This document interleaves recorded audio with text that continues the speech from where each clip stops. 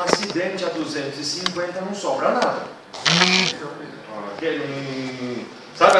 Ah, deu um acidente, chamou o resgate, chama, mas não tem pressa. Porque sobrou muita coisa.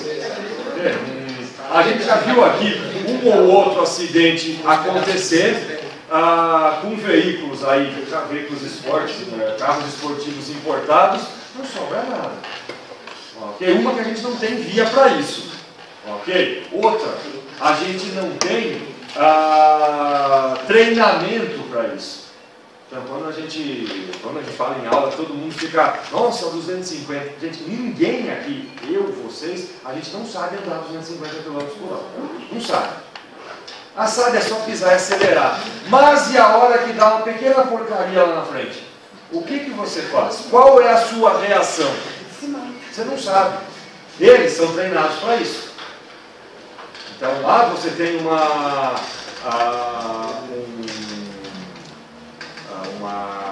fugiu agora o nome. Quando você vai, caramba, uma autoescola que dura 2 anos. Então o período para tirar a carteira é de 2 anos. Não é de 5 dias que você vai lá, faz meia dúzia de aulinha e beleza, já pode dirigir qualquer coisa. Não. Lá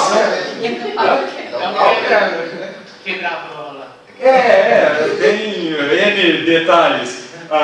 Lá você faz durante o ensino médio, você faz o curso de direção defensiva, como se comportar em N situações. Então é um pouquinho diferente. Aquele motorista aprende a andar em alta velocidade. Aprende qual é a reação que ele tem que ter se de repente cruzar um animal. Ele está a 200 por hora e cruzou um animal. O que ele faz? Pisa no freio, bota a mão na cabeça, começa a rezar. Qual é a atitude? A gente aqui não sabe, não sabe o que fazer. Okay? Você não sabe qual é a ação que você tem que ter quando acontece algo na frente. A 120, quem dera a 200 e pouco. Okay? Porque tanto que existe, na Europa isso é bem comum, as empresas que alugam carro esporte.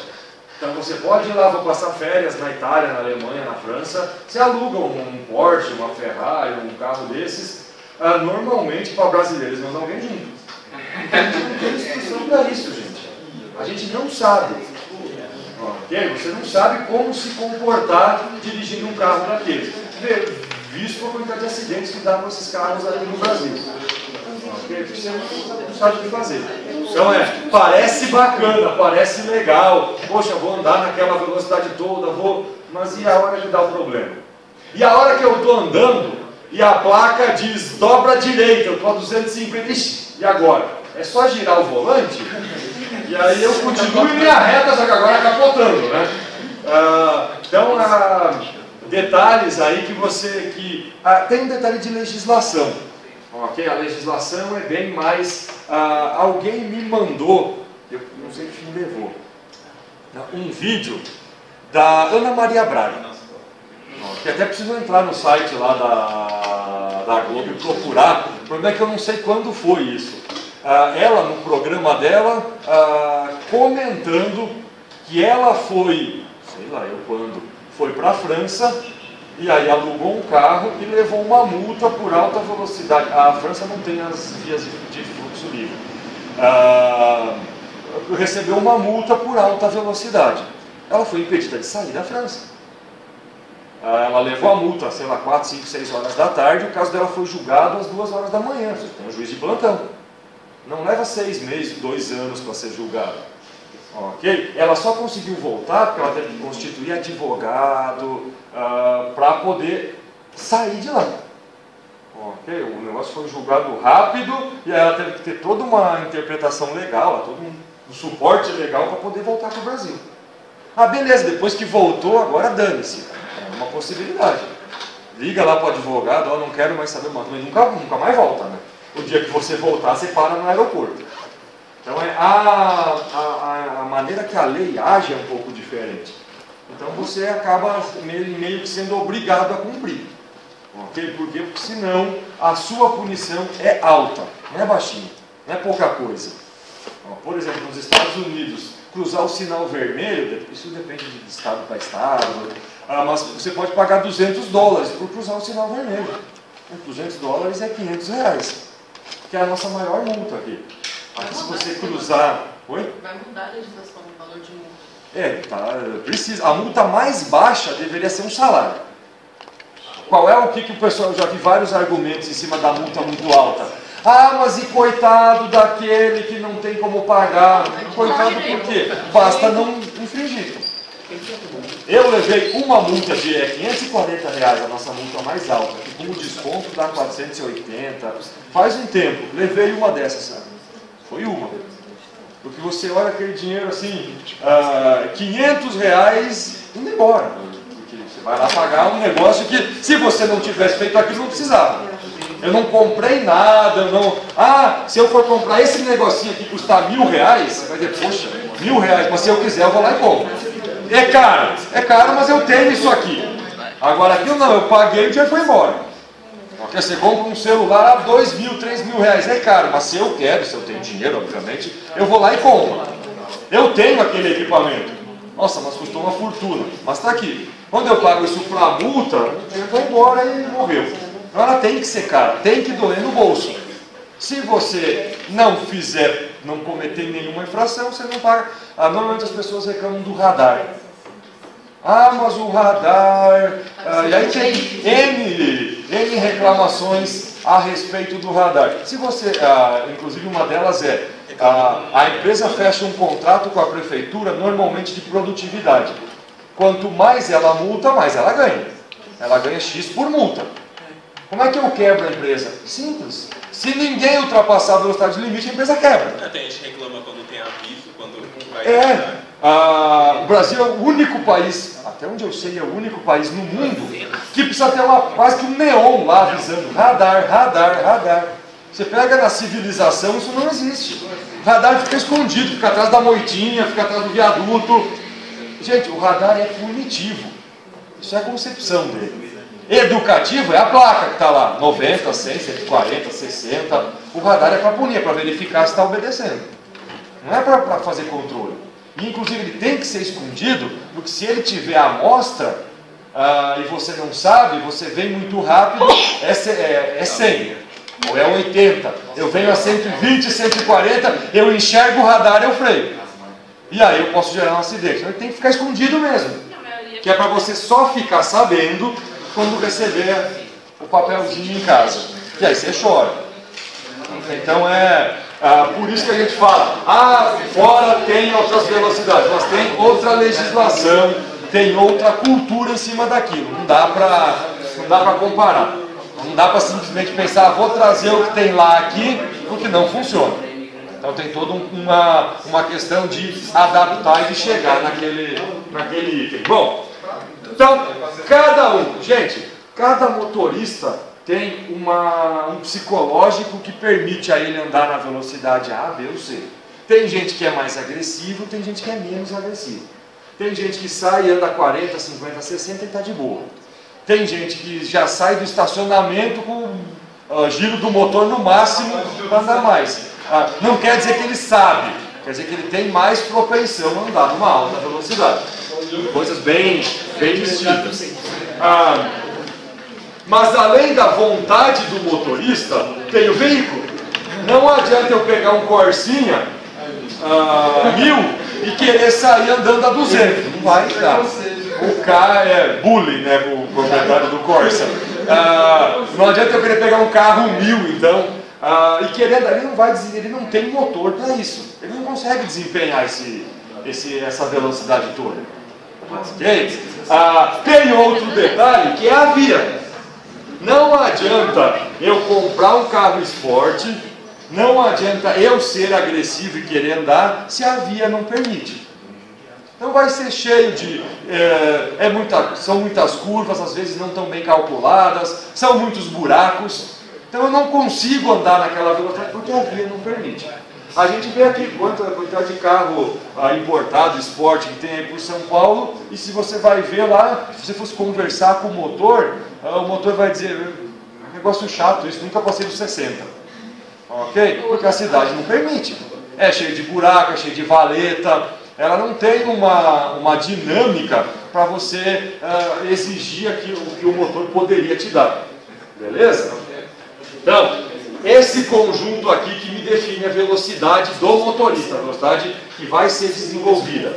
Embora, para a via, eu tenho a velocidade de projeto, velocidade que eu projetei a via. Eu projetei aquela via para rodar a 100, 120, 140, 200, 300, 500 km por hora. Então, óbvio, quanto maior o projeto, ou quanto maior a velocidade de projeto,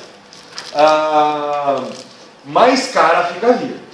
Então, essas vias de fluxo livre lá que são mais tradicionais na Alemanha, elas são vias muito caras de serem construídas. Porque você tem que ter todo um requisito técnico para garantir que o veículo vai andar numa alta velocidade e não vai sofrer um acidente. Okay? Não vai sair pela curva, não vai ter, quando chove não vai ter um problema qualquer. Okay? Então você tem que ter esse pequeno cuidado aí no seu projeto. Isso encarece bastante a construção da via. E a manutenção, inclusive. Uma via dessas não dá para ter irregularidade. Aquilo que você anda, às vezes o carro dá uma tremida, mas é só 120, dá uma trepidade, não sei o que, na 200, 200 e pouco. Não dá. Qualquer coisinha pode jogar o carro para fora. Okay? Pode gerar uma estabilidade grande sobre o veículo. Então, a manutenção dela tem que ser sempre perfeita. Então, quanto maior a velocidade, maior o custo que eu vou ter. Óbvio, menor o tempo. Quanto maior a velocidade que eu consigo desenvolver, menos tempo para vencer aquele percurso X ou Y. Aqui é a tabela do DR. Eu sempre esqueço de colocar aqui a tabela que vocês têm, a tabela do DNR ou do DENIT. Então aqui é o Departamento de Estradas e Rodagens de São Paulo. Tem uma tabelinha um pouco diferente do Departamento Nacional de Infraestrutura de Transporte, que antigamente era o Departamento Nacional de Estradas de Rodagem, DNR. A gente aqui sempre para no 120, velocidade que eu desejo que seja atingido 120. A gente não tem aí uma previsão de rodovias acima disso. Velocidade de percurso, a velocidade que eu vou efetivamente rodar naquela via. Então, se o limite é 120, a velocidade média de percurso é abaixo disso. Vai ser 90, 100, 110. Mesmo tendo alguns andando acima, porque são alguns, quando eu faço a média, esse valor tende a cair. E eu tenho a velocidade legal. O que a placa está colocada lá está dizendo? Então, a Bandeirantes é toda 120? Não. Quando ela passa em algumas zonas urbanas, ela pode baixar para 90. Okay? Por quê? Porque ali eu tenho um adensamento populacional muito dentro da via. E eu posso ter pessoas atravessando, pode ter N problemas. Então, para garantir segurança, eu baixo a velocidade naquele ponto. Okay? Então, tem que ter toda uma análise em cima disso. Ou simplesmente porque a legislação manda. Então, a legislação anterior do Brasil é a velocidade máxima de 80. Então, a placa lá é 80. Okay? Definido isso na década de 70, por crise do petróleo, N outros detalhes. Depois, aí, com a década de 90, gente, o código fala que a velocidade máxima no Brasil é 110. Está no código. Só que tem lá um parágrafo dele que fala que como é que é? A velocidade máxima permitida é 110, salvo placas salvo sinalização em contrário, alguma coisa assim. Ou seja, tanto para mais quanto para menos. Então eu posso colocar uma plaquinha de 60, eu posso colocar uma placa de 200. Se eu sinalizar direitinho, eu posso, tanto que a gente pode ter o 120 aí nas vias. Visibilidade. Eu preciso garantir ao motorista uma quantidade, uma distância visível para a segurança. Então, ele está rodando a uma velocidade X com o seu carro, ele tem que andar.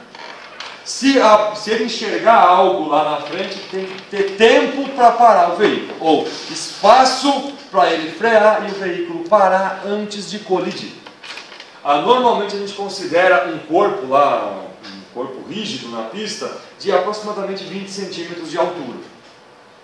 Ok? Então caiu lá um tijolo, um bloco, uma pedra, eu estou andando, eu enxerguei aquilo, eu tenho que tomar a atitude de frear, então eu perco tempo qual eu estou acelerando, eu tenho que tirar o pé do acelerador, considerando sempre o carro convencional, né? Eu tenho que pisar na embreagem, tirar o pé do acelerador e pisar no freio. Toda essa, e inclusive eu tenho que olhar e decidir, acho que eu tenho que frear, aí eu faço essa ação toda. Tudo isso come tempo.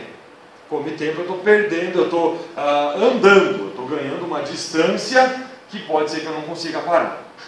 Então é por isso que as distâncias são grandes para eu enxergar 20 centímetros, não é enxergar a pontinha, tem que enxergar 20 centímetros propriamente dito do objeto. Tem que enxergar o objeto inteiro. Numa distância grande para eu ver, é uma pedra, tenho que parar.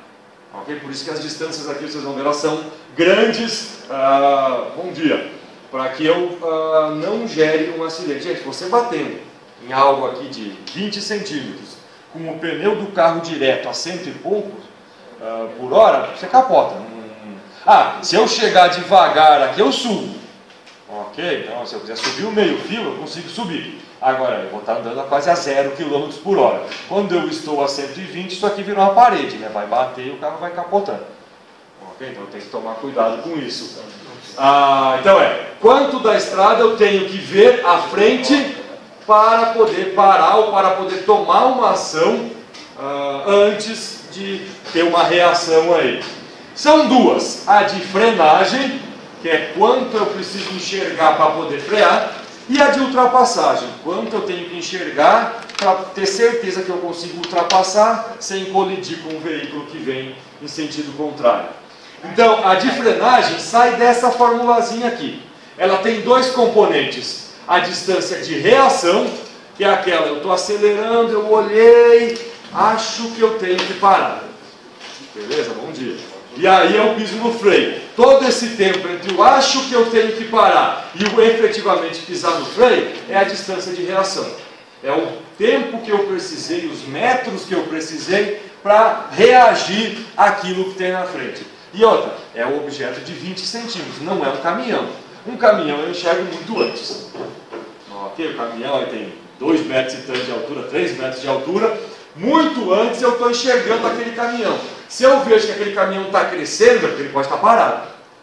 Ok? Porque o caminhão andando, ele também cresce, mas ele cresce menos. O caminhão parado, o crescimento da visão dele, óbvio, você enxerga ele pequenininho, ele vai crescendo, crescendo. Se você vê que isso é muito rápido, é sinal que ele deve estar parado. Se você percebe que isso não está crescendo tanto, ou seja, ele começa a aumentar de tamanho, mas não é tanto assim, é porque ele deve estar andando. E depois a segunda parcela, que é a distância de parada propriamente dita. Quantos metros eu preciso para parar o carro a partir do momento que eu pisei no freio? A fórmula é estática, mas isso muda entre o carro normal e o carro com ABS, o carro com ABD, o carro com todos os itens a mais aí que tem de segurança. Óbvio que isso leva em consideração o coeficiente de atrito aqui. Quanto maior o atrito do pneu com o pavimento, mais rápido eu paro. Quanto menor o atrito, mais eu vou demorar para parar. Mais metros eu vou precisar. Uma maior distância eu vou precisar. Então, faz a conta aí, por exemplo, está com a calculadora na mão, aí. Faz a conta. Velocidade 120. Então, 120 km por hora. Atrito, 0,1. Vamos aqui com o meu padrão. Então faz 100 ao quadrado dividido por 0,1.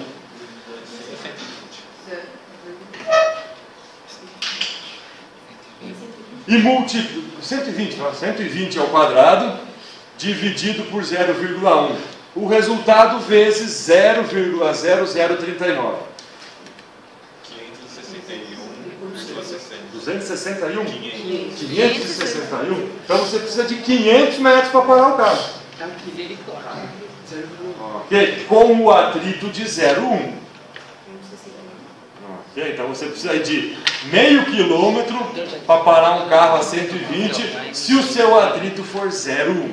Aí depende da gente verificar. Já vai aparecer aqui na tabela de atrito se 0,1 é um atrito alto ou baixo demais. Ok? Aí eu preciso verificar isso. Óbvio, quanto menor esse atrito aqui, maior vai ser o resultado. Então, pior vai ser. Beleza? Aqui, ó. Façam 0,7 vezes 120. 84. Ou seja, andando a 120, você precisa aproximadamente 84 metros para tomar uma decisão. Ou você perde 85 metros com a tomada de decisão. Gente, é praticamente uma quadra. Ó, pessoal, que eu estou andando a 120. Entre eu verificar e realmente frear. Eu perdi aí 85 metros. Eu andei 85 metros até começar a efetivamente frear. Óbvio, eu junto as duas e aí eu tenho a distância de frenagem. Não tem por que a gente ficar esmiuçando ela. Até tem um livro, tem exercício sobre isso, mas não precisamos aí ficar esmiuçando. O atrito. Vocês sabem que o atrito é uma constante, não sabe? Já estudaram isso em física. O que quer dizer constante? Constante é aquilo que muda de valor, não é? Não é? Constante não é aquilo que varia? Minha vida inteira eu entendi errado. Então. Não, variável é aquilo que muda. Constante é aquilo que tem um valor fixo. É 5, é 8, mas pode mudar. Ele não varia, mas ele pode mudar. Como assim? Se é fixo, não pode mudar. Depende das condições, depende do material. Então, o atrito, a constante, ela é fixa para uma determinada situação. Então, se eu analisar, por exemplo, a mesa, a minha mão e a mesa, tem um atrito, não tem? Tem um coeficiente. Eu pego aqui, ó, minha mão grudou na mesa. Só que se eu derrubar água aqui, minha mão vai resvalar bem mais. Então mudou o atrito. Não, o atrito é o mesmo. O que mudou? Mudaram as condições. Agora eu coloquei um item extra, água. Se eu colocar óleo, já é outra história. Ok? Então, o atrito entre a minha mão e esse material aqui é 1. Se eu adicionar a água ou o óleo, eu coloquei um elemento extra. Então, varia por quê? Porque eu mexi nas condições. Ok? Então, tem que tomar cuidado, vocês vão ver aí, tem uma tabelinha que o atrito muda. Como assim muda? Muda porque eu mudo as condições. Inclusive, a minha mão aqui na mesa, olha, ela gruda bastante. Só que se eu pegar a minha mão com velocidade, ela gruda menos. Então, a velocidade também altera o atrito. Se eu tiver o carro parado e começar a acelerar, o pneu começa a andar, o carro começa a andar. Não é isso que acontece? Você pega o seu carro lá parado ali na rua, você liga o motor, bota a primeira e começa a acelerar aos pouquinhos. Aí o carro começa a andar. Agora você pega o seu carro parado, liga o motor e acelera com tudo. O que acontece? Ele tende a patinar. O atrito é o mesmo, só que a velocidade mudou, como o pneu girou com muita rapidez, ele reduziu a relação de atrito, por causa de uma interferência da velocidade. E aí vai demorar mais para começar a andar, porque ele patina até ele conseguir sair da inércia. Então tem que ficar bem fixo que é constante, mas dependendo das condições externas, ou dependendo das variáveis de contorno, eu posso fazer esse atrito mudar. Então, por exemplo, ele é influenciado por o quê? Quem influencia o atrito? O material. Se for pavimento flexível, se for pavimento rígido. Então, quando boa. Vocês conhecem pavimento de concreto? Sim. O que é um pavimento de concreto? Rodoanel, corredor de ônibus. Se pegar aqui na Santo Amaro, ali onde eles fizeram a obra ali, foi feito com pavimento de concreto. Aqui na frente da Anhembi é pavimento de concreto. Aqui na casa do ator. Não sabia? Pavimento de concreto asfáltico. Então, quando a gente fala concreto, qualquer pavimento é de concreto. Ou é concreto de cimento Portland, ou é concreto asfáltico. Óbvio que na linguagem convencional, concreto é o feito de concreto, aquilo que a gente entende por concreto, e asfáltico é o asfalto. Só que o asfalto também é um concreto. Concreto asfáltico. Ok? Então, se eu for pegar pela definição técnica e alguém falar, olha lá, eu vou fazer um pavimento de concreto. Mas concreto de cimento Portland ou concreto asfáltico? Tudo bem que eu sei que se ele falar que vai fazer de concreto, ele vai fazer lá com cimento. Mas é que lá eu vou usar cimento. Sim, cimento asfáltico. Também é um cimento. Ok? É um outro material. Mas o popular aí já popularizou que o concreto é uma coisa e o asfalto é outra. Ok? Mas quando eu vou para a técnica, para a linguagem técnica, eu tenho que saber que os dois são concretos, os dois são cimentos, só que um é cimento Portland, o outro é cimento asfáltico. Ok? Então, como é que é? Tem por exemplo, concreto betuminoso usinado a quente. É concreto. Okay? Na pavimentação é o famoso CBUQ, que é feito a quente, lá 300 graus, alguma coisa em torno de 300 graus. Diferente do concreto que a gente tem na construção, que é frio. Okay? Você trabalha no concreto numa temperatura ambiente. O concreto asfáltico, tem frio também, mas boa parte dele é a quente. E é bem quente. Okay? Não é uma temperatura aí qualquer. Então esse material aqui influencia. Pegando pela linguagem popular, se for concreto é uma coisa, se for asfalto é outra coisa. Okay? Então o atrito é diferente. Um desgasta mais pneu, o outro desgasta menos pneu. Depende dos sulcos, lá do desenho do seu pneu. Ou do pneu ser novo, do pneu ser velho. Quanto mais novo, mais atrito. Quanto mais velho, menos atrito. Mais liso ele está, menos atrito ele tem. Pressão. Quanto mais cheio o pneu, menos atrito. Quanto mais vazio, mais atrito. Então, se você tiver com o pneu mal calibrado, você gasta mais combustível. Por quê? Porque se ele estiver muito murcho, o que acontece? A área não é que mudou o coeficiente, eu aumentei a área dele. A área de contato aumentou. Então eu comprei o pneu hoje, troquei os 4 pneus do carro. Só que a hora de calibrar, lá tinha que ser 32 libras, coloquei 26. Então o pneu saiu murcho.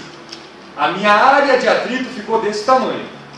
Então o motor vai ter que fazer mais força para fazer aquele carro andar, fazer aquele pneu rodar. Então eu estou gastando mais combustível. Então eu vou lá, era para ser 32 libras, eu coloco 40. O pneu fica quase estourando. Aí a minha região de atrito fica desse tamanho. Ok, beleza. Para fazer o carro andar, tranquilo, porque menor atrito, menos esforço do motor. Só que a hora que eu pisar no freio, menos área para frear. Então, quanto menor a área de contato, mais espaço eu vou precisar. Então, o pneu vazio freia mais fácil. Porque o carro para mais fácil, porque a região de atrito é maior. Ok? Então, por exemplo, vai andar na areia, vai andar em situações assim, você murcha o pneu para aumentar a área de contato. Aquele desenho do pica-pau, né? Vai andar na neve e bota uma raquete lá embaixo do pé, para aumentar a área de contato. Okay? Para não ficar muito pontual e afundar. Óbvio que não é uma raquete, é só o pica-pau que usa raquete. Né? Depende também aqui, não só do tipo de pavimento, eu acabei pegando o material, aqui, mas do tipo de pavimento. O material também é o material da roda, se eu tiver, do pneu. O tipo de liga de borracha pode dar um atrito diferente. O tipo de pneu que eu tenho pode dar um atrito diferente. Condição da superfície. Tem óleo, é lixado ou é muito liso. Tudo isso vai mudar o atrito que eu tenho aí no pneu do pavimento. Tem água.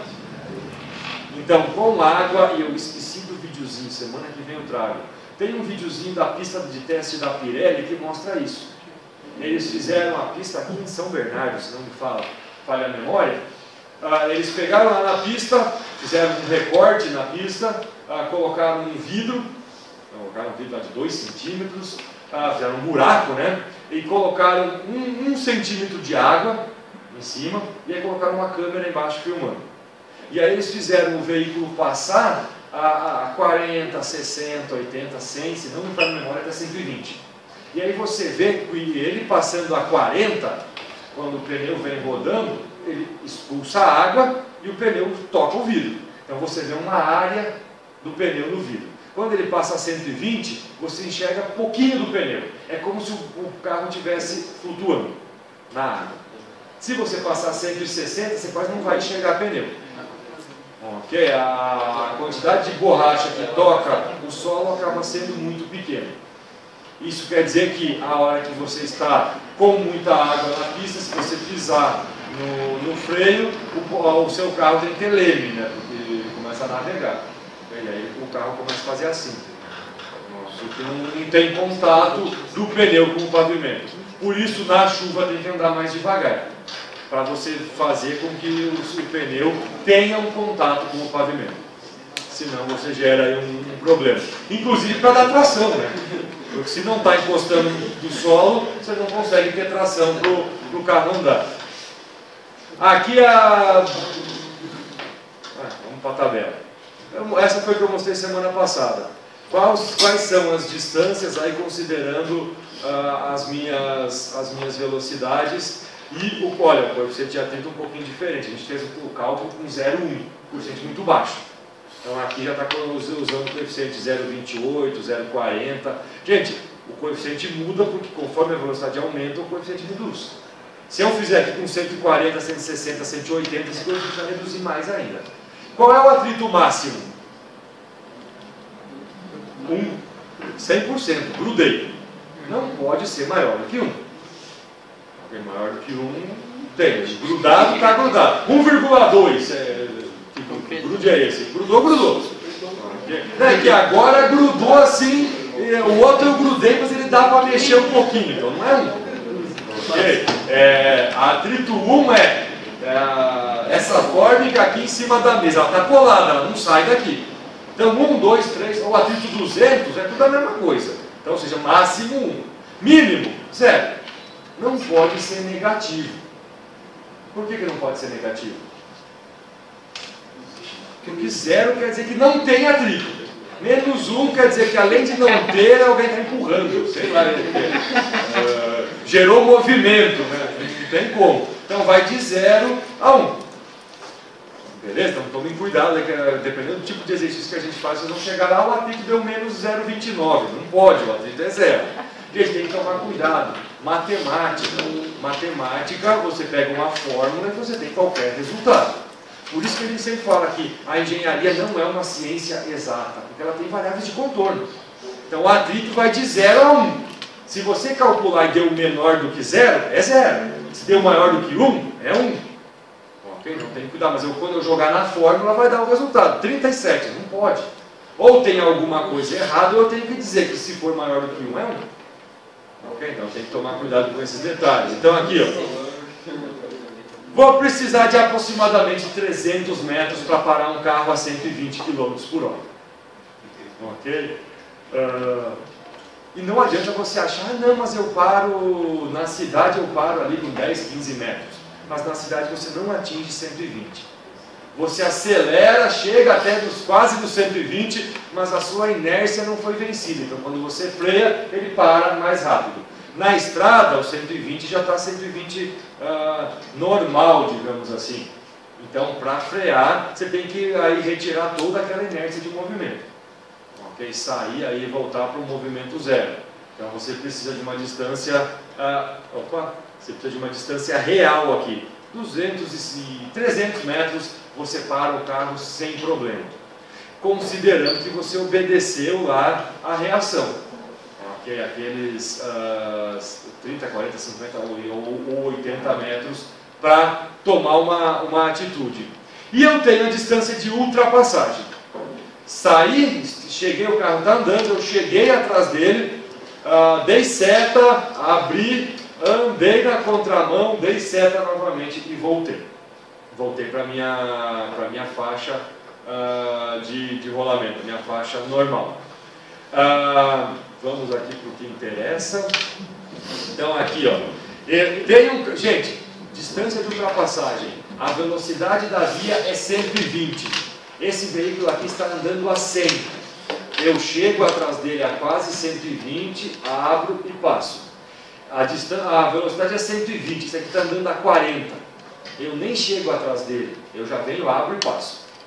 Considerando que não venha ninguém em sentido contrário, obviamente. Então, se é o veículo que está sendo ultrapassado, esse cinza aqui, estiver muito devagar, e não tiver ninguém vindo em sentido contrário, eu não tomo muito conhecimento dele. Eu chego, eu verifico que ele está ficando, estou me aproximando demais, eu já abro, ultrapasso e vou embora. Ele está a 40, eu estou a 120, eu estou muito acima da velocidade dele. Esse cálculo aqui é feito para uma diferença de aproximadamente 15 km por hora. ele está a 100 e eu estou a 115. Então, quando eu abrir, eu preciso de uma distância grande para ultrapassar ele. Ele está a 120, eu não ultrapasso, porque o limite é 120. Óbvio que se ele estiver a 120 eu a 140, 160 é outra história. Ok? Mas se eu for pensar pela questão segurança, legislação, se ele está andando 120, eu nunca vou chegar até ele. Eu estou a 100 metros dele. E a gente continua a 100 metros, porque os dois estão a 120. Se ele está a 120 e eu me aproximei, estou dando seta, porque eu estou acima do 120. Ok? Se eu ultrapassar ele, é porque ele está a 120, eu tenho que estar a 135, 140 para conseguir ultrapassá-lo. Se ele estiver a 120 e eu a 122, eu preciso de uns 15 km para ultrapassar ele. Porque eu estou só a 2 km por hora a mais do que ele.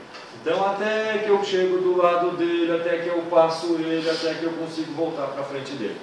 Então, isso eu preciso ter uma distância, uma diferença considerável de velocidade. E aí eu faço isso aqui, ó. Eu chego atrás dele e a gente continua andando. Chega num outro ponto, eu decido, vou ultrapassar, então eu abro aqui. De repente eu estou andando do lado dele aqui. Gente, essa situação aqui é quando o para-choque da frente do veículo, do meu veículo, está mais ou menos no meio do veículo dele. Está mais ou menos ali no limite da porta. Ok? Então, considerando veículos convencionais, né? O Smart, por exemplo, a porta é o para-choque traseiro, praticamente. Vamos pegar veículos convencionais aí. Então, você tem a coluna aqui do carro, onde termina a porta dianteira. Quando o para-choque do carro que está ultrapassando chegou nesse ponto, é o limite de desistência.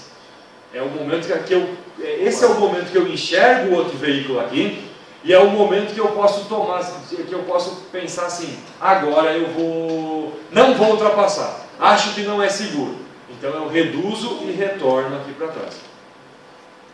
Se desse passo para frente eu resolver, não, que eu vou ultrapassar mesmo, e eu continuo, uma hora o meu carro está lado a lado do dele. Se eu verificar que o veículo que vem em situação contrária, em sentido contrário, está muito perto, eu não consigo mais tomar uma decisão segura de voltar e entrar aqui atrás. Por quê? Porque o outro veículo está numa velocidade maior do que eu imaginei, ou está muito mais perto do que eu imaginei. O que eu faço? Acelera.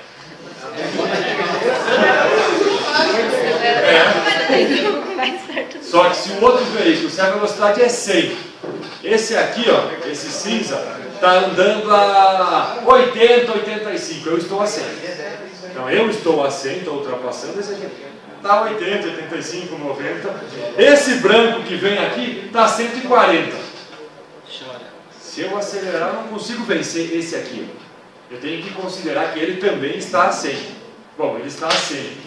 Só que ele estava perto demais. Aquela história, abriu, acho que dá. Aí quando viu o outro veículo que está no limite, ele não está acima, chegou muito perto. Você não vai conseguir fazer isso aqui, chegar nessa posição e voltar. Joga para o acostamento do lado de cá, não é? Você pega o seu carro e joga para o acostamento contrário. Gente, a quantidade de acidente que dá de veículo que bate de frente no acostamento aqui é grande. Porque a reação desse aqui é jogar para o acostamento também. Aí você pega ele no acostamento. Então, se você tem um bom treinamento de o que fazer, né, e a rodovia obviamente permite, aqui o que vai acabar acontecendo ou que deve, por questão de segurança, todo mundo vai xingar todo mundo, mas o cinza aqui abre um pouquinho para cá, vem um pouco para o acostamento, você bota o seu carro meio que em cima do pontilhado aqui, e esse branco abre um pouquinho para lá. Ele passa xingando você, sua mãe, seus filhos, seus netos. Esse aqui xinga todo mundo também. Você se acha o cara, mas pelo menos ninguém morre. Pelo menos foi. O problema essa via não tem acostamento. Essa via, a largura da faixa é estreitinha. Então não tem aonde os carros irem. Aí a porcaria está feita. Ok? O veículo cinza Ou você começou a ultrapassar. Gente, isso acontece muito com o motorista brasileiro. Você começou a ultrapassar, ele está 80. É 100. Você está a 100, você começou a ultrapassar. Ele olha, está achando que vai me ultrapassar. Aí ele acelera. Porque parece que é competição. Não vai me ultrapassar lá. Já vi isso acontecer na estrada. O veículo que está sendo ultrapassado acelera. Não vai me ultrapassar. Aí ele anda 2 km, dá seta para dobrar. Aí você vê, ele não deixou ultrapassar por quê? Sabe, ele está andando em linha reta, aí o outro vai ultrapassar e esse aqui acelera. Não vai me ultrapassar nada. Anda 2 km e esse aqui, o cinzinha, dá seta porque ele acessa uma cidade ou troca de rodovia. Aí você pensa, não deixou ultrapassar por quê? Você ia sair da via, caramba. Você ia parar no posto. Por que não deixou ultrapassar? Porque ninguém passa na minha frente. Esse é infelizmente a média do motorista brasileiro. É o motorista piloto de Fórmula 1, né? Ninguém pode passar na minha frente, eu tenho que chegar em primeiro. Negócio meio esquisito. A gente vê isso no trânsito. O cara avança para passar na frente do outro para ficar parado no congestionamento ali na frente. Isso é motor. Já vi coisas aí no trânsito. O cara entra, quase gera uma batida, uma colisão não muito séria, porque ele tem que passar na frente. Ou ele trava o cruzamento. Aí os outros caras não conseguem passar porque ele parou aqui, Santo Amaro.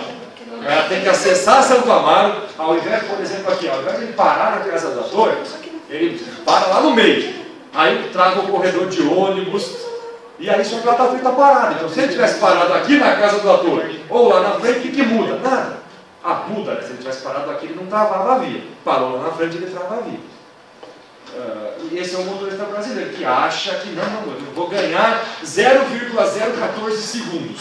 É mais ou menos o tempo que você ganha. Ao invés de chegar em casa às 7, eu vou chegar em casa às 6 horas, 59 minutos e 42 segundos. Cheguei antes das 7, né? Nossa, vitória. Então, um troféu. Tá aqui o troféu estúpido da semana. Mas a gente aqui, infelizmente, o nosso trânsito é assim. Ok? Todo mundo vai estar numa competição de quem entra na frente do outro, de quem chega um pouquinho mais rápido. A gente tem, não sei se vocês tiveram aula com o professor Mazili.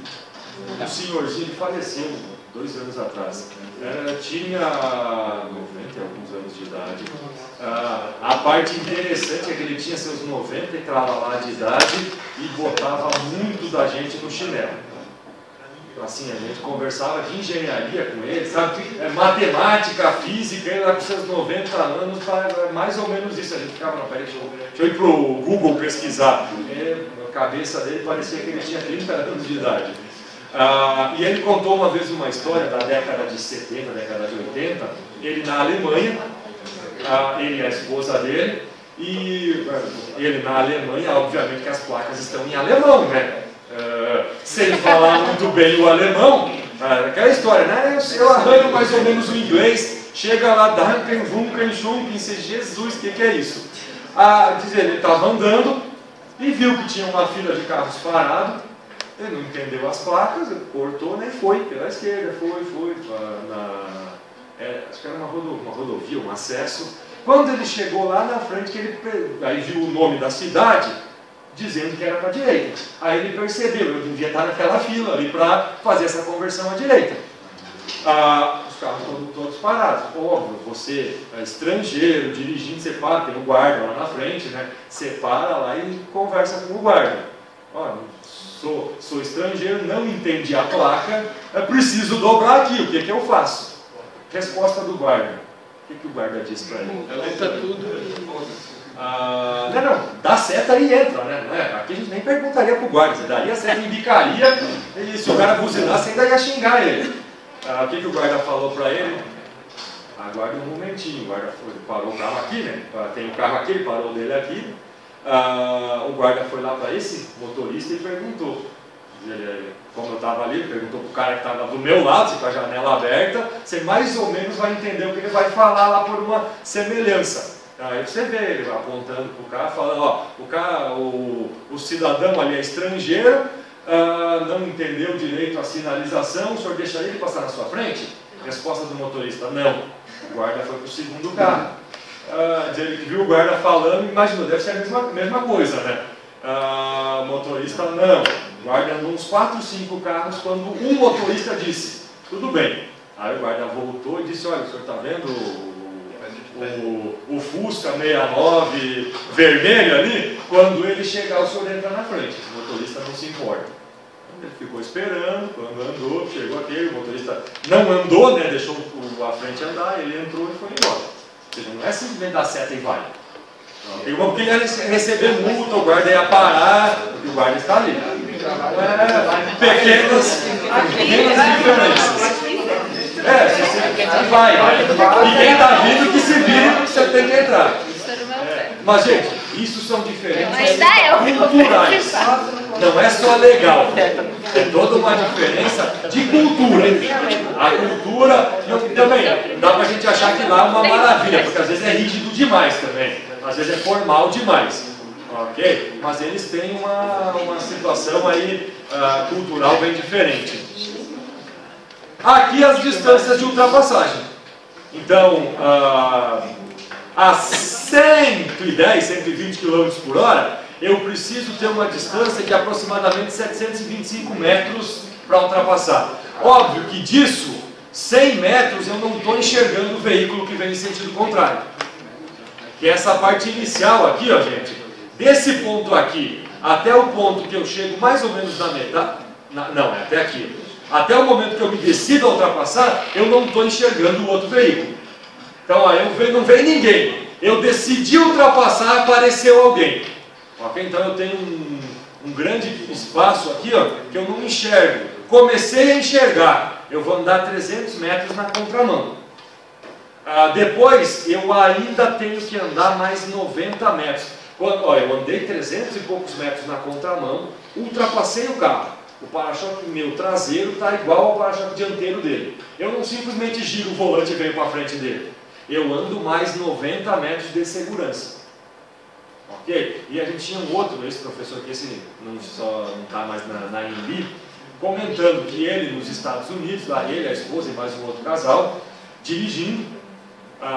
Os Estados Unidos é um pouco diferente, eles têm uma hierarquia de polícia bem grande. Você tem a polícia da rodovia, a polícia do condado, do distrito, do estado, da não sei o que, e tem a polícia da rodovia, daquela rodovia.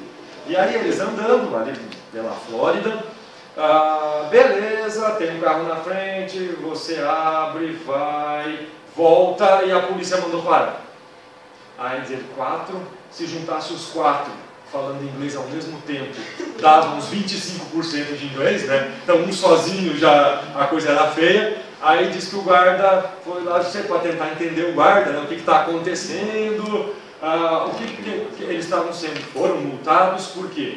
Porque ultrapassou e quando voltou não respeitou a distância de segurança. Ou seja, você pode gerar um acidente. Okay? Se aquele motorista está desatento ou qualquer coisa, ele pode frear bruscamente porque você simplesmente entrou na frente dele e você pode gerar um acidente. Okay? Então, fica esperto.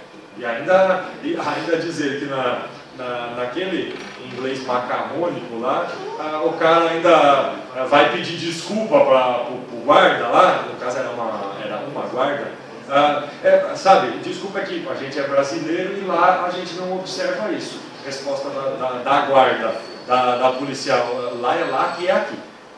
Então, quando estiver aqui, haja como a gente age. Quando estiver lá, o senhor age do jeito que o senhor quiser. Lá não tem nada a ver com isso. Lá, se bater, se não obedecer, problema de lá. Aqui a regra é essa e tem que ser cumprida. Então aí você bota as orelhinhas assim, né? E. Tá bom, seu guarda! Que bom, seu guarda! Fazer o quê? Vai!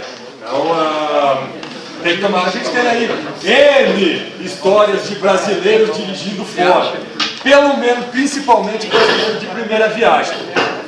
Que aí sai, pega rodovia boa, carro bom, trânsito que normalmente flui. Já aí para ser parado pela polícia rapaz, é fácil. Porque você acha que você está aqui, né? E lá eles levam, a maioria leva muito a sério. Porque quando dá um acidente o problema é grande. Ok? Não é só o problema, morreu. morreu, paciência. O problema é, e o impacto que isso gera com aquele acidente?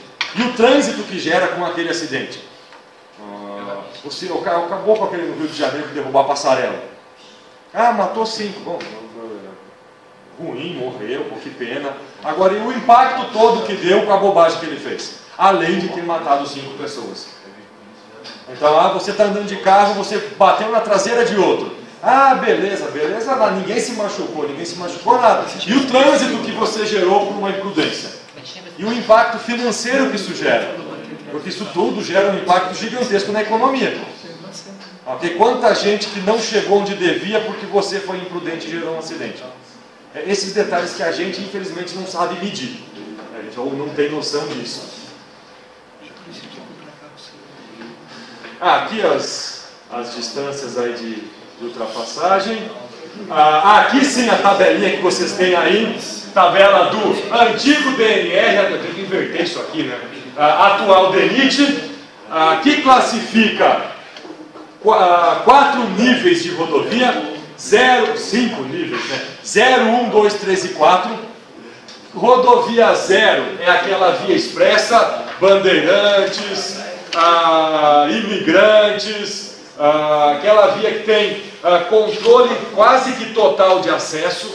Então não é em qualquer lugar que você acessa ela, são acessos rodoanel, tem acessos pensados, diferente por exemplo, da Anhanguera, Bandeirantes, diferente da Anhanguera. A Anhanguera você tem muita saída, muito acesso, a Bandeirantes tem uma quantidade bem menor de saídas e de acessos. E a rodovia classe 4, que é aquela rodovia mais simples, que tem um fluxo, entre aspas, menor. Essa aqui eu tenho um fluxo muito grande.